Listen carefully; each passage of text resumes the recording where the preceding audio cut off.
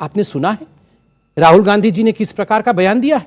राहुल गांधी जी ने कहा हम तो पिंडियां कहते हैं, मां की पिंडियां, मां हमारी मार्गदर्शक है, और राहुल गांधी जी कहते हैं जो सिंबल हैं। ठीक है, वो इटली में ज्यादा समझते होंगे, मगर पिंडियां पिंडियां नहीं बोल सकते हैं वो कि ये मां की पिंडियां हैं। वो कहती है जो सिंबल है, दुर्गा की शक्ति कम हो गई मोदी जी के आने के बाद, मां सरस्वती की शक्ति कम हो गई, लक्ष्मी जी की शक्ति कम हो गई। आप बताइए कभी मां दुर्गा की शक्ति कम हो सकती है क्या? कभी राहुल गांधी बोल सकते हैं कि अल्लाह की शक्ति कम हो गई? नहीं, गर्दन ही नहीं मिलेगा। ऐसे बोल के दिखाओ जरा, दुर्गा की शक्ति कम हो गई। और बोलते हैं ये जो हाथ है ये वाहिगुरु जी का हाथ है, ये शिव जी का हाथ है। कमाल की बात है, सिख संप्रदाय के साथ, हिंदू भावनाओं के साथ इस प्रकार का खिलवाड़। यहां आचार्य जी खड़े हैं, आप पूछिए, आचार्य जी तो बहुत ज्ञानी और विद्वान पुरुष है। क्या ये जो हाथ है कांग्रेस का, ये वाहिगुरु जी का हाथ है? आचार्य जी, ये किसका हाथ है? आचार्य जी का जब टर्न आएगा आचार्य जी जवाब देंगे। आचार्य प्रमोद, ये तो बोल रहे हैं मन में कि टर्न ना आए मेरा, भगवान करे टर्न नहीं आए। ऐसा नहीं है, आचार्य जी भी बोलना चाहते हैं, इसमें कोई दोहराई नहीं है। और मेरे साथ यहां पर कई एक्सपर्ट्स भी बैठे हैं, वो भी बोलना चाहते हैं, अपनी अपनी बात को रखना चाहते हैं। लेकिन आचार्य जी, तालिबान के फेर में दिग्विजय सिंह क्यों फंस जाते हैं? सेकुलरिज्म, अगर मैं सेकुलरिज्म का इतिहास को देखूं तो 1986 से शुरू करता हूं, जब शाहबानों पर सुप्रीम कोर्ट का फैसला स्वर्गीय राजीव गांधी जी ने पलट दिया था। 2006 में डॉक्टर मनमोहन सिंह ने कहा था कि मुसलमानों का पहला हक है किसी भी संस्थान पर। उसके बाद अगर हम आए तो अब ये दिग्विजय सिंह इस तरह का बयान करे। तालिबान, क्या आरएसएस तालिबान के समकक्ष है? बताइए आप मुझे। किस सरसंघ चालक को आपने देखा रॉकेट लॉन्चर लेते हुए, चलाते हुए? अमीश देवगन जी, पहली बात तो ये है कि ये जो आप सेकुलरिज्म की बात कर रहे हैं, तो सेकुलर शब्द से अगर भाजपा को इतनी नफरत है तो संविधान से सेकुलर शब्द हटा दे, क्योंकि इन्होंने बहुत से कानून हटाए हैं, उस शब्द को हटा दे। दूसरी बात, जहाँ तक सवाल है तालिबान का और दिग्विजय सिंह जी के बयान का, तो मैं एक बात आपसे कहना चाहता हूँ कि तालिबान पर जो रुख भारत सरकार ने अभी तक रखा है, मुझे तो पता नहीं क्या रखा है, आपको पता होगा, लेकिन अगर तालिबान एक आतंकवादी संगठन है तो संबित पात्रा जी जिम्मेदार प्रवक्ता हैं, राष्ट्रीय पार्टी के प्रवक्ता हैं, सत्ताधारी पार्टी के प्रवक्ता हैं। लेकिन मैं इनसे पूछना चाहता हूं कि भारत सरकार अभी तक ये स्पष्ट क्यों नहीं कर रही है कि वो तालिबान के साथ है या नहीं है? जहां तक सवाल है दिग्विजय सिंह जी के बयान का, तो मैं तालिबान और आरएसएस की तुलना नहीं करना चाहता। पक्का उन्होंने तो यही करी? मैं नहीं करना चाहता। क्यों? तो उन्होंने गलत कहा?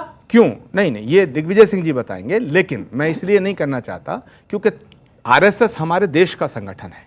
मैं हिंदुस्तान के किसी भी ऑर्गेनाइजेशन को विदेश के किसी भी ऑर्गेनाइजेशन से तुलना उसकी नहीं करनी। आचार्य जी, दिल की गहराइयों से मेरा एक आपसे सवाल है, ये आप लोगों की प्लानिंग है कि दिग्विजय सिंह आरएसएस और तालिबान को एक साथ दिखाएंगे, राहुल गांधी वहां पर जय माता दी करेंगे और बोलेंगे माता की शक्तियां कम हो रही हैं? मतलब ये क्या, ये स्ट्रैटेजी है या ये गलती से हो जाता है ये सब कुछ? देखिए अमीश देवगन जी, जो भक्ति है ये भाव का विषय है। जी बिल्कुल। श्रद्धा का विषय है, आस्था का विषय है, समर्पण का विषय बिल्कुल, और सेवा का विषय है। राहुल गांधी का दिल साफ है, और हमारे यहाँ तुलसीकृत रामायण में लिखा है, रामचरितमानस में लिखा है, तुलसीदास जी ने लिखा है कि निर्मल मन जन सो मोहि पावा, मोहि कपट छल छिद्र न भावा। जिसका हृदय निर्मल होता है उसकी भक्ति को मैं स्वीकार करता हूं। भारतीय जनता पार्टी और राहुल गांधी जी में अंतर क्या है? जब राहुल गांधी जी माता वैष्णो देवी के यहाँ जाते हैं तो जय माता दी नारा लगता चला जाता है, जय जयकार होती है, उस पर ये कुछ नहीं बोलते। लेकिन राहुल गांधी अगर ये कह रहे हैं कि माता की शक्ति कम हो गई है तो वो शब्दों पे मत जाइए, उनके भाव पर जाइए।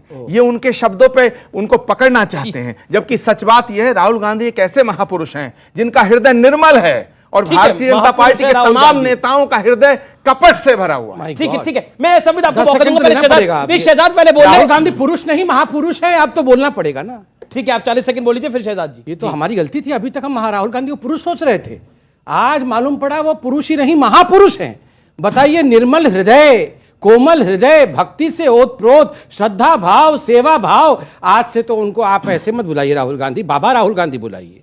बाबा, ऐसे ही हम उनको बाबा बुलाते भी थे, बाबा हैं वो, आज मालूम पड़ा। ये हम उनके शब्दों पे ना जाएं, उनके भाव पे जाए। मतलब हम यहाँ पर बैठ के सुबह से शाम तक राहुल गांधी पर रिसर्च करते रहें कि उनके हृदय में कितनी भक्ति है, कितनी संपूर्णता है, कितनी सेवा है, वो थर्मोमीटर डाल के देखे, फिर हम बोले नहीं। आप बताइए, अगर ये कह देते, इन्होंने कहा कि दुर्गा जी की शक्तियां कम हो गई हैं, अगर ये कह देते अल्लाह की और जीसस की शक्तियां कम हो गई होती तो अभी थर्मोमीटर डाल के देखते दूसरे लोग। कोई थर्मोमीटर डाल के देखता नहीं, ये कम हो जाता थोड़ा सा। तो आप बताइए ये स्थिति या ये सारा खिलवाड़ हिंदुओं के भावनाओं के साथ क्यों होता है? आचार्य जी बहुत तकलीफ में उत्तर दे रहे हैं, क्योंकि ये भले इंसान है, ये भक्ति भाव में लीन है, और ये अभी गणपति बप्पा जी से मांग के आए हैं, भगवान मुझे बख्श दो, डिबेट में तो जा रहा हूं, तुम्हें मैं बचा नहीं पाऊंगा। राहुल गांधी 100 टन का पत्थर रख के आचार्य जी इसे बोल रहे हैं कि निर्मल हृदय हैं, ये पुरुष नहीं महापुरुष है। ये जानते नहीं है राहुल गांधी क्या है? ठीक है, इन्हीं की आंखों के सामने डूबेगी। अरे तो छोड़िए, हम लोग क्या बोल रहे हैं, शरद पवार जी ने बोली क्या बोला है आज कि ये वो पुराने जमींदार की तरफ है, सब कुछ खत्म हो गया है, खाली बड़ी बड़ी खोखली हवेलियां रह गई है, खंडहर रह गया है। अरे जमींदार तो छोड़िए, जमींदार मैं तो बोलता हूं जमीन नहीं रही है, खाली दरी रह गई है। मैं कांग्रेस की दरी रह गई है खाली। जी शहजाद पूनावाला, मैं आचार्य जी आपको बताऊंगा, शहजाद पूनावाला बोलने। शहजाद जी, सेकुलरिज्म को लेकर भारत के अंदर बहुत कुछ होता है। सेकुलरिज्म के नाम पर इस देश में सरकारें बनी है, इस देश में सरकारें बिगड़ी है। मुझे अभी भी ध्यान में आता है अटल बिहारी वाजपेयी का वो भाषण जिसमें बोला कि सेकुलरिज्म के नाम पर मेरी सरकार को गिरा दिया गया। वो उत्तर प्रदेश के किसी स्थान पे भाषण दे रहे थे, मुझे भली भांति याद है। उन्होंने बोला सेकुलरिज्म के नाम पर हमारी सरकार को गिरा दिया गया कि हम कम्युनल हैं। लेकिन अटल बिहारी वाजपेयी, अच्छा है इस देश के अंदर सरकारें बनी और बिगड़ गई सेकुलरिज्म के नाम पर, लेकिन क्या 2014 के बाद यह शब्द भारतीय राजनीति में एक डिपार्टमेंट है पुरातत्व विभाग, वहां सम्मिलित करने के लायक हो गया है? देखिए, सेकुलरिज्म की परिभाषा क्या बन चुकी है वोट बैंक के चक्कर में।